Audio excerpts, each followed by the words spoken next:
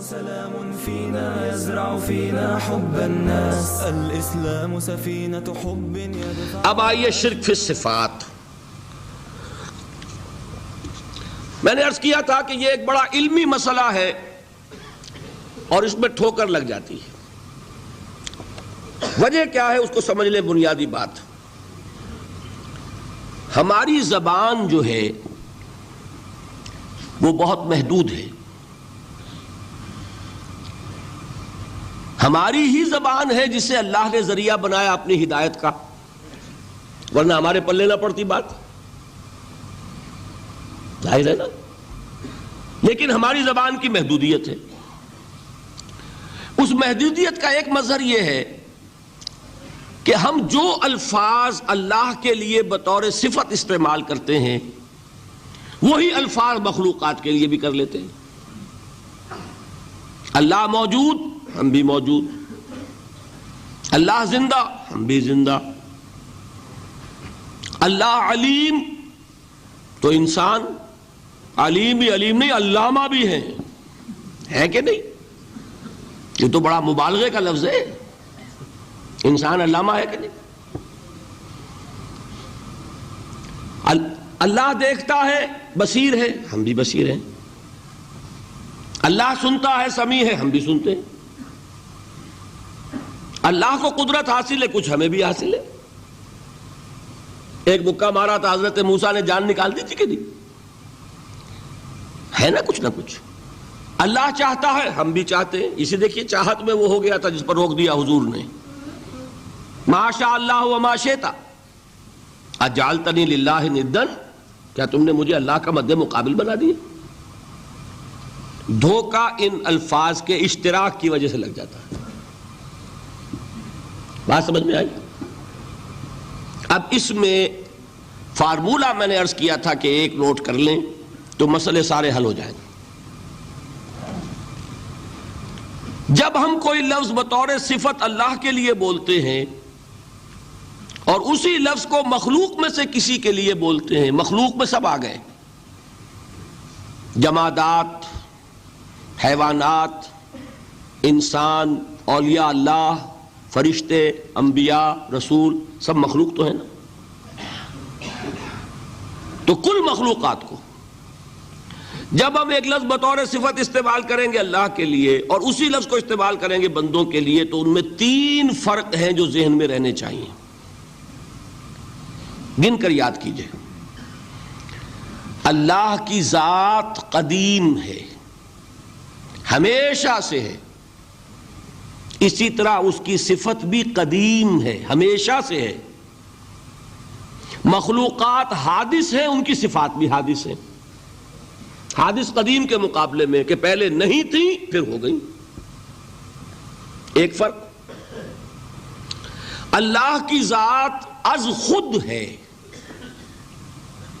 کسی اور نے تو اس کو وجود نہیں بخشا نا. اللہ کا وجود از خود ہے، ذاتی ہے. اسی طرح اس کی صفات ذاتی ہیں، کسی اور کی عطا کردہ نہیں ہے. مخلوق کوئی ہو کسے باشد، ان کا وجود ذاتی نہیں عطائی ہے. اللہ نے دیا تو وجود ملا. اسی طرح ان کی صفات عطائی ہیں، ذاتی نہیں. 2 فرق ہو گئے. اللہ کی ذات مطلق ہے، لا محدود. اسی طرح اس کی صفات مطلق ہیں، لا محدود. مخلوق کی ذات محدود کسے باشد، صفت بھی محدود. 3 فرق ہے، ذاتی، عطائی، قدیم، حادث، لا محدود، محدود. 3 فرق ذہن میں رہیں تو جو صفت بھی آپ اب بولیں گے اس میں یہ تینوں باتیں ذہن میں رہیں. سمجھ میں آ گئی بات؟ اب اس کا اطلاق کیجئے تو یہ علم غیب کا مسئلہ حل ہو جائے گا. یہ بھی لا ینحل سمجھا جاتا ہے نا. علم کسی کا بھی ہو، انسان، فرشتہ، اولیاء، انبیاء، رسول، حضور صلی اللہ علیہ وسلم، کسی کا بھی. حادث ہے، قدیم نہیں ہے. عطائی ہے، ذاتی نہیں ہے. محدود ہے، لامحدود نہیں ہے. تین باتیں مان لیں، شرک نہیں ہوگا. ان میں سے ایک کو ساقط کر دیں، شرک ہو جائے. آئی بات سمجھ؟ اللہ کی قدرت ذاتی ہے، عطا کردہ نہیں. مخلوق میں جس کو قدرت حاصل ہے وہ عطائی ہے، ذاتی نہیں. اللہ کی قدرت لامحدود، یفعل ما یشاء فعال لما یرید علی کل شیء قدیر. ہم مخلوق کوئی بھی ہو، اس کی قدرت محدود. اللہ کی قدرت جب سے وہ ہے ہمیشہ سے ہے، ہمیشہ سے قدرت بھی ہے. اور مخلوق میں سے قدرت یہ حادث ہے. تینوں چیزیں سامنے رہیں، شرک نہیں ہوگا. ایک چیز کی بھی کمی ہو گئی، شرک ہو جائے. یہ ساری صفات پر لے آئیے. اللہ کی حیات ذاتی، ہماری عطائی. لائی حیات آئے، قضا لے چلی چلے، اپنے بس میں نہ آنا تھا نہ جانا ہے. زندگی اس کی عطا کردہ ہے، جب چاہے لے لے. اللہ کی حیات بھی ایسی ہے کیا؟ ذاتی الحی. ہماری حیات محدود، ویسے بھی محدود. موت آئے گی، شاید ختم ہو جائے. چلیے موت ختم نہیں کرتی، ہم سمجھتے ہیں کہ وہ ہماری ابدی ہے. محدود اس معنی میں تو ہے، کھانے کو نہ ملے تو کمزوری، ذرا کام کیا تو تکان، نیند بھی آ رہی ہے، اونگ بھی آ رہی ہے. اور اس کی حیات الحی القیوم لا تاخذہ سنۃ ولا نوم. حیات ذاتی ہے، لامحدود ہے اور قدیم ہے. یہاں حیات عطائی ہے اور حادث ہے اور محدود ہے. ساری صفات اس کو ذہن میں رکھ لیجئے. تو اب دو مسئلے میں یہاں حل کر دوں. جو لوگ کہتے ہیں حضور کو علم غیب نہیں تھا، اور جو کہتے ہیں تھا، بدقسمتی سے دونوں نے ڈیفینیشن علیحدہ کر لی. جو ڈیفینیشن نفی کرنے والوں نے کی ہے، اس کی وجہ سے، اس کے اعتبار سے واقعتاً نہیں تھا. انہوں نے ڈیفینیشن یہ کی ہے، تعریف یہ کی ہے، وہ علم جو خود حاصل ہو جائے. اللہ کا عطا کردہ علم جو ہے وہ کہتے وہ غیب نہیں ہے. تو وہ بھی مانتے ہیں کہ ہر علم جو حضور کو حاصل ہے وہ اللہ کا عطا کردہ. میں سائی والی میں یہ سارے مرحلے میں نے طے کیے نا اپنے زمانہ طالب علمی میں. مولانا منظور احمد شاہ صاحب ہیں سائی وال میں ایک، میں ان کے پاس حاضر ہوا. میں نے کہا جی یہ مسئلہ کیا ہے علم غیب کا، مجھے ذرا سمجھائیں. انہوں نے ایک کتاب اپنی نکالی کہ دیکھیے صاحب، ہم حضور کے علم کے بارے میں یہ باتیں مانتے ہیں. حضور کا علم حادث ہے، قدیم نہیں ہے. حضور کا علم محدود ہے، لامحدود نہیں ہے. حضور کا علم عطا کردہ ہے، ذاتی نہیں ہے. میں نے کہا یہ تین باتیں اگر آپ مان لیں تو میرا تو جھگڑا کوئی نہیں آپ سے. ہوتا کیا ہے، جب آئیں گے وعظ میں، خطابت میں، تو عالم ما کان وما یکون، اب الفاظ وہ استعمال کر جائیں گے. ایک واعظ ہے، عام مقرر ہے، واہ واہ ہوتی ہی نہیں، نعرے لگتے ہی نہیں، محفل میں گرمی آتی نہیں جب تک کہ ایسے مبالغے نہ کریں. لیکن وہ چیز لکھی ہوئی ان کے ہاں ہے کہ حضور کا علم حادث ہے، قدیم نہیں ہے. حضور کا علم محدود ہے، لامحدود نہیں ہے. حضور کا علم عطائی ہے، ذاتی نہیں ہے. ان تینوں چیزوں کے بعد کوئی بڑے سے بڑا وہابی اور بڑے سے بڑا اہل حدیث بھی انکار نہیں کرتا. باقی یہ بات جان لیجئے کہ غیب اور حضور یا شہادہ یہ در حقیقت عام انسانوں کے اعتبار سے الفاظ استعمال ہوئے ہیں. جب قرآن میں کہا جاتا ہے عالم الغیب والشہادہ، اللہ غیب اور جو ظاہر ہے یا موجود ہے سب کا جاننے والا ہے، تو مجھے بتائیے اللہ کے لیے کوئی غیب ہے؟ اللہ کے لیے کوئی شے غیب ہے؟ تو کیوں کہا جا رہا ہے عالم الغیب والشہادہ؟ وہ ہمارے اعتبار سے کہا جا رہا ہے. جو تمہارے لیے غیب ہے اللہ اس کو بھی جانتا ہے، اور جو تمہارے سامنے اللہ اسے بھی جانتا ہے. اللہ کے لیے تو کل شہادہ ہے. کسی شے کا لا یعزب عنہ مثقال ذرۃ فی السماوات والارض، آسمانوں اور زمین کا ایک ذرہ بھی اس سے غائب نہیں ہوتا. غیب کا وجود کیا اللہ کے لیے. تو یہ الفاظ مستعمل ہے ریلیٹو ہمارے اعتبار سے، اور ہمارے اعتبار سے جو شے غیب ہے اس میں سے ایک حصہ اللہ دیتا ہے نبی کو، تبھی تو نبی بنا. فرشتے کو دیکھا، فرشتہ ہمارے لیے غیب ہے. جنت دکھائی کہ نہیں دکھائی، ہمارے لیے غیب ہے کہ نہیں ہے. دوزخ کا مشاہدہ کرایا کہ نہیں کرایا، ہمارے لیے وہ غیب ہے کہ نہیں ہے. جو چیزیں ہمارے لیے غیب ہیں انہی کے پردے اللہ کچھ اٹھاتا ہے. کل غیب نہیں. کل غیب کا علم ہو جائے گا تو وہ شرک ہو جائے گا. کل کا لفظ جہاں آیا شرک ہوا.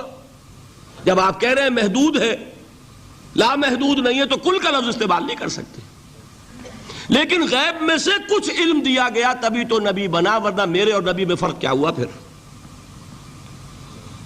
البتہ یہ کہ وہ غیب کا علم ہو یا حاضر کا علم ہو، سائنٹیفک نالج ہو یا وحی کا علم ہو، کوئی بھی علم ہو، آیت الکرسی کے الفاظ نوٹ کیجئے، یعلم ما فی السماوات و ما فی الارض، وہ جانتا ہے. ولا یحیطون بشیء من علمہ الا بما شاء، مخلوق میں سے کوئی بھی اس کے علم میں سے احاطہ نہیں کر سکتا مگر جتنا وہ چاہے. اب یہ بات علیحدہ ہے کہ ہم کون ہیں طے کرنے والے کہ ناپیں بیٹھ کر کہ اللہ نے ابراہیم کو کتنا علم دیا. ہم ناپ سکتے ہیں؟ عیسیٰ کو کتنا دیا ہم جان سکتے ہیں؟ تو ابراہیم کا، موسیٰ کا، عیسیٰ کا نہیں ناپ سکتے تو محمد الرسول اللہ کا کہاں ناپیں گے؟ یہ پاگل پن ہے، یہ ہے جو غلطی ہوتی ہے. ہم کون ہیں طے کرنے والے؟ اللہ نے اپنے نبی کو دیا جو دیا، بات ختم. کل نہیں کہیں گے. کل کہا شرک ہو جائے گا، ذاتی کہا شرک ہو جائے گا. عطائی ہے، جو دیا اللہ نے دیا، اور کل نہیں دیا، جتنا چاہا دیا. ہے حادث، قدیم نہیں. تینوں چیزوں مان لیجئے تو شرک کا کوئی شائبہ نہیں ہوگا. باقی جہاں ایک طرف قرآن میں وہ آیات ہیں کہ اللہ کے غیب کو کوئی نہیں جانتا، ٹھیک، وہاں یہ بھی ہے کہ لا یظہر غیبہ، لا یظہر علی غیبہ الا من ارتضی من رسول، وہ اپنے غیب پر قابو نہیں دیتا مگر اپنے رسول میں سے جس کو چاہے. یہ دونوں آیتیں قرآن کی ہے کہ نہیں؟ اسی لیے در حقیقت جو غیب کی نفی کرتے ہیں حضور سے، وہ کہتے ہیں کہ از خود معلوم ہونے والی شے غیب ہے. ہم کہتے ہیں از خود تو کوئی بھی شے کسی کو معلوم نہیں. ہمیں حاضر کا علم بھی اللہ ہی دیتا ہے تو ہوتا ہے، غیب کا تو بہت دور کی بات ہے. یہ مسئلے بڑے سیدھے ہیں، خام خواہ ہم نے پیچیدہ بنایا ہوا ہے. خدا کے لیے ان مسئلوں کو سلجھائیے اور جوڑیے، کاٹنے کی بجائے جوڑنے کی فکر کیجیے کہ بھائی یہ اپنی اپنی جگہ پر علیحدہ علیحدہ تم نے تعریفیں کر رکھی ہیں اس لیے جھگڑ رہے ہو، ورنہ دونوں باتیں صحیح ہیں. ایک مسئلہ ذرا اور زیادہ علمی ہے، میں ذرا پریشان ہو رہا ہوں کہ وقت زیادہ ہو رہا ہے. وہ مسئلہ ہے وحدت الوجود کا. ہمارے بہت سے صوفیہ وحدت الوجود کے قائل ہیں، اور ہمارے کچھ لوگ جو معترض ہیں وہ وحدت الوجود اور ہمہ اوست کو کنفیوز کر دیتے ہیں، ایک سمجھ لیتے ہیں. ہمہ اوست میں بیان کر چکا ہوں کہ بدترین شرک ہے.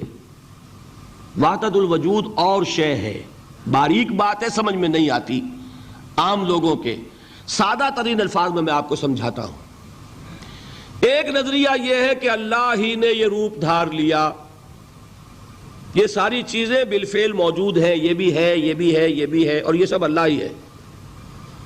یہ بدترین شرک ہے، شرک فی الذات. ایک لوگوں کی رائے یہ ہے کہ یہ کچھ ہے ہی نہیں، یہ سراب ہے. سراب میں کیا ہوتا ہے؟ آپ کو پانی نظر آتا ہے نا؟ ہوتا ہے پانی؟ نہیں. ہر چند کہے کہ ہے، نہیں ہے، ہے ہی نہیں. بس اللہ ہی ہے، یہ ہے ہی نہیں. دیکھیے ایک شعر ہے، کل ما فی الکون وہم او خیال اور عکوس فی المرایا او ظلال. اس کائنات میں جو کچھ ہے یا تو وہم ہے یا خیال ہے یا جیسے شیشے میں عکس ہوتا ہے. آپ ادھر کھڑے آئینے کے نظر آ رہے ہیں, ادھر بھی ہے, ادھر کوئی نہیں. یا جیسے سایہ ہوتا ہے, سایہ درخت کا سایہ زمین پر پڑ رہا ہے, اس کا کوئی وجود ہے. تو ایک رائے یہ, آپ اس سے اختلاف کریں, اسے پاگل پن کہہ دیں, کیا بیوقوفی کی بات کر رہے ہیں, جو چاہیں آپ کہہ دیں, شرک نہ کہیے. وہ کہتے ہیں موجود صرف ایک ذات اللہ کی ہے, حقیقتاً موجود. یہ جو کچھ نظر آ رہا ہے یہ موجود ہی نہیں ہے, اس کو شرک نہیں کہیں گے. اس سے اختلاف کریں, کوئی ضروری نہیں ہے کہ آپ مانیں ان کی بات, میں یہ نہیں کہہ رہا کہ آپ ضرور مانیں. شیخ احمد سرہندی رحمۃ اللہ علیہ نے اسے سمجھایا ہے اس کائنات کی حقیقت کیا ہے, ایک مثال سے. ان کے نظریے کو وحدت الشہود کہتے ہیں نا, وحدت الشہود, وحدت الوجود. شاہ ولی اللہ دہلوی نے فیصلہ کیا ہے کہ دونوں میں باریک سا فرق ہے, کوئی فرق نہیں ہے, تعبیر کا فرق ہے. وہ مثال دیتے ہیں کہ دیکھیے ایک مشعل لیجئے. مشعل کیا ہوتی ہے؟ ایک لکڑی ہے, اس کے ایک سرے کے اوپر آپ نے کپڑا وغیرہ باندھ کے تیل ڈال کے آگ لگا دی. شعلہ جوالا ہے, ایک شعلہ, ٹھیک. وہ فرماتے ہیں کہ اس کو تیزی کے ساتھ ایک دائرے میں حرکت دیجئے, آپ کو آگ کا دائرہ نظر آئے گا, دیکھنے والے کو نظر آئے گا کہ نہیں؟ کیا دائرہ فی الواقع موجود ہے؟ بات ثابت ہو گئی کہ نہیں ہے, نظر آ رہا ہے. یہ فرماتے ہیں حضرت مجدد, ای الصنعت باری تعالی است, کہ معدوم را موجود می نمائند. یہ اللہ تعالیٰ کی صنائی ہے, خلاقی ہے, کہ جو شے ہے نہیں اس کو دکھا دیتے ہیں کہ ہے. جیسے آپ نے آج سی دائرہ دکھا دیا ہے نہیں, اس کائنات کا کوئی وجود نہیں.